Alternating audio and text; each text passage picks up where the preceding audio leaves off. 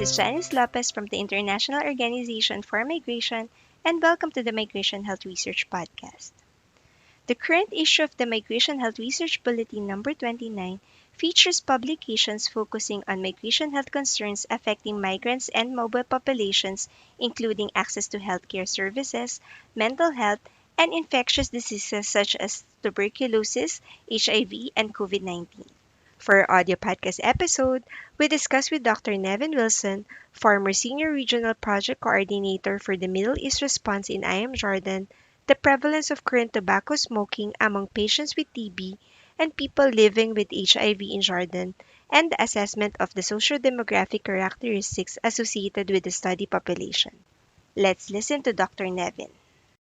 This study aimed to determine the prevalence of current tobacco smoking among patients with TB and PLHIV in Jordan, that's people living with HIV, and assessing the sociodemographic characteristics associated with current smoking within the study cohort. To give you a brief background, previous studies have shown that smoking aggravates TB symptoms and increases the probability of drug resistance, recurrent TB, poor TB treatment outcomes, and death. Similarly, continued smoking by people living with HIV contributes to increased risks of cardiovascular disease, neoplasm, chronic obstructive pulmonary disease, and other HIV-related infections with shorter lifespans than non-smokers with HIV. This region, the Middle East, is one of the highest tobacco-consuming regions in the world. Despite being a low TB and HIV burden country, certain vulnerable groups in Jordan, such as economic migrants and refugees, are disproportionately affected. And data of tobacco use among TB patients and PLHIV in Jordan is currently lacking.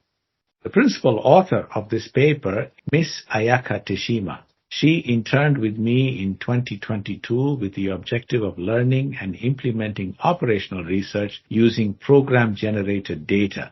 And this paper is the main outcome of that internship.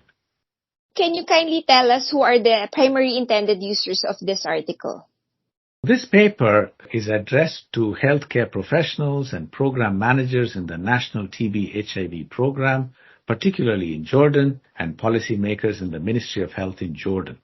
It also speaks to donors and partners working with the health and development sectors in Jordan and any researchers who are keen on engaging in migration health policy. And what are the key findings from the study that you would want to share with us?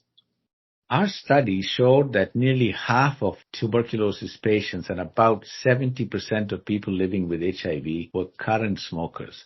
This was higher than the general Jordanian population. Conventional cigarettes were the most used tobacco products. In addition, a considerable proportion of TB and HIV patients who were current smokers from non-Jordanian origin, particularly from Palestine and Syria, most of whom are refugees or economic migrants and considered to be vulnerable populations. Those experiencing financial difficulties were more likely to smoke compared to those without financial difficulties.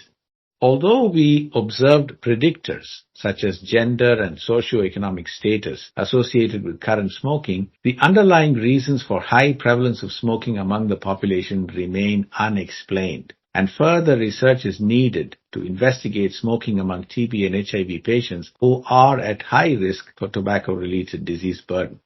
It is still hypothetical, but stigma and discrimination may be a potential partial explanation.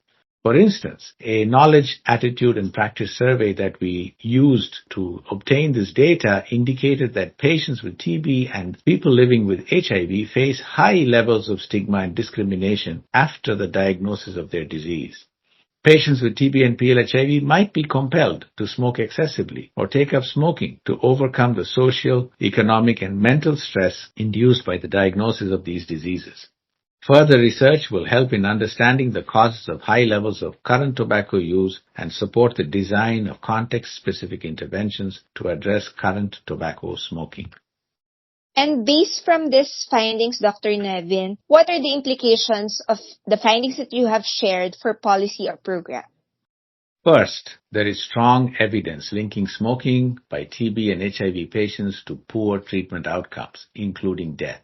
Hence, Irrespective of the causes of high levels of current tobacco smoking, there is a need for the introduction or integration of tobacco cessation services into both the TB and HIV treatment services.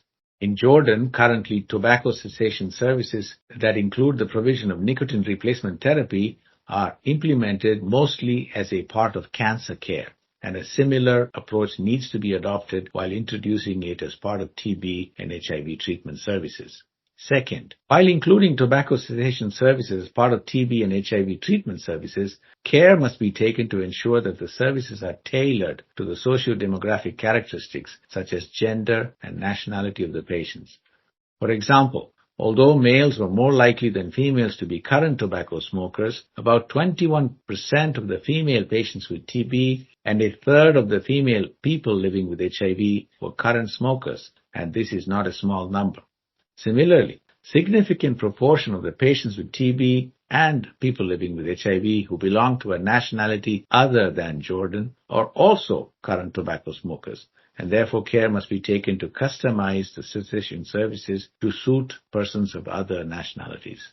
Third, the Eastern Mediterranean region is one of the regions with the fastest growing consumption of tobacco products. The growing prevalence of smoking can negatively affect TB and HIV burden in the region.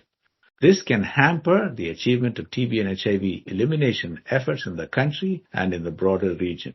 Hence, the TB and HIV control program has a very important role in advocating with policymakers on the need for large-scale interventions for tobacco control, which, if not done, may increase the demand for resources to provide TB and HIV services later.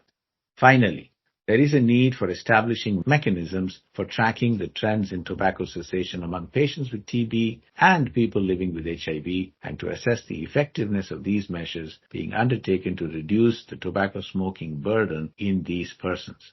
This can be done by revising the recording and reporting formats to document tobacco consumption status during TB and HIV treatment. Thank you very much, Dr. Nevin, and thank you all for listening. Please feel free to share feedback with us. See you on the next podcast.